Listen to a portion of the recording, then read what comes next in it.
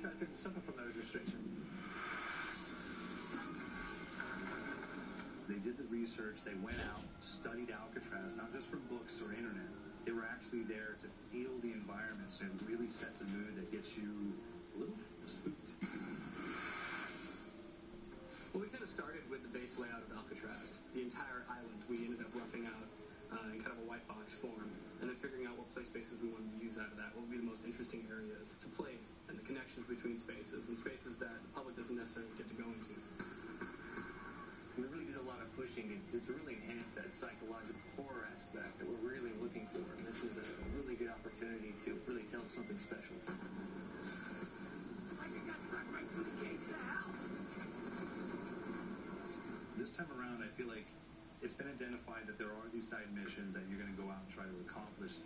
Al and the rest of the groups put together this escape plan, but the point is to get the parts and assemble this plane so they can get off the island.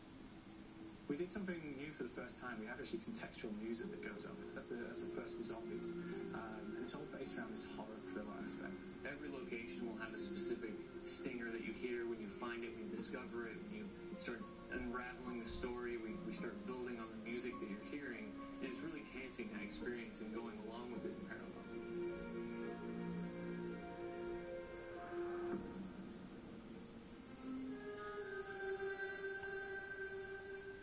Because we wanted to embrace this kind of horror thriller element, we wanted character actors, guys who could really embody someone and then convey emotion. So that's why we went for guys like Ray Liotta, getting in that kind of guy. You know, we wanted a frantic nature, so he plays a character called Billy Handsome, who's this kind of psychopath who would be employed by the mob to kill people in interesting ways. Chaz Palminteri, he plays a guy called Sal DeLuca, an old mob boss. Michael Madsen playing Finn O'Leary. He's kind of worked himself from the floor, you know, from the streets. He's got his hands dirty and the blood in the guts a couple of times. And then we had Joe Patuilano, and he plays Arthur Arlington, who's nicknamed the Weasel. Those guys, they bring a quality and a subtlety and timing that you can't really identify or try to recreate. Bring it on, scences! You start off in the afterlife mode, and that's just going to be, you know, what's going on. You're going to try to solve the mystery from the second you start. Afterlife, to me, brings a new element, like a new puzzle element. It forces me to think a little bit more, or look for the clues, or kind of think of zombies on a slightly deeper level. You see clues throughout the map that tell you, ooh, perhaps if I'm in the afterlife, I can interact with this object, or there's some puzzle going on here that I need to be in the afterlife. Back east, I whacked a dirty dentist with one of these. Took forever.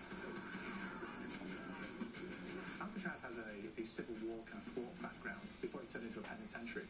And so we had this kind of backstory, the idea that the warden would have collected Civil War weapons.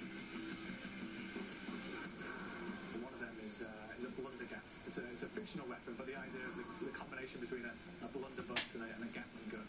And possibly, there might be a way of upgrading it to a more fantastical weapon that the players may find.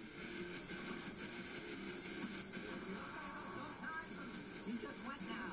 There's one main zombie, one big zombie that's going to come through and wreak havoc on your life. He'll lock down the perk machine, he'll close down the box, so you have to pay to get that open again, so you don't want him to interfere with your process. Now's a good time to pick a fight. It's a fun challenge. It keeps things moving forward. In terms of perks, we have a new perk called Electric Cherry. When you reload, it gives a shock around, which scales over time. Who's asking for it, these balls? There's so much to experience in this map. Every time I play it, there's a new tactic to take, a new experience, a new objective to go for. But there's also this layer of things that we aren't exactly exposing to the players right off the bat, and will need to be discovered. So let me go.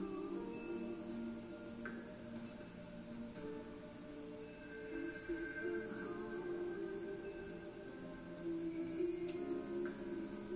We've got the undead in there, we've got these historical elements, and these fantastic actors all seem to be at peace with each other in this kind of same world. So it's magical, and our team is incredibly excited by it.